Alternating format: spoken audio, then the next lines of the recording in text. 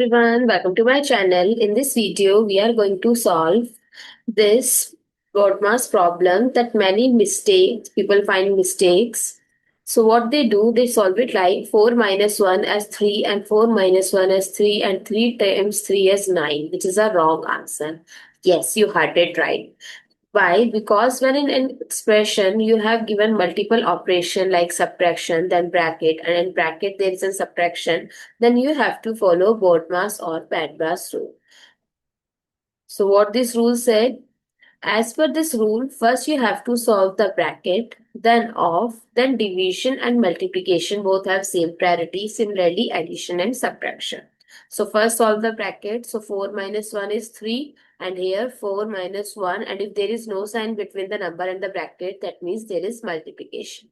Now, as per Bobma's rule, we have now two signs left in the expression, that is subtraction and multiplication. So we have to give priority to multiplication, and multiplication is between 1 and 3. So 1 times 3 is 3 and 4 minus 3 is 1. So what is the correct answer?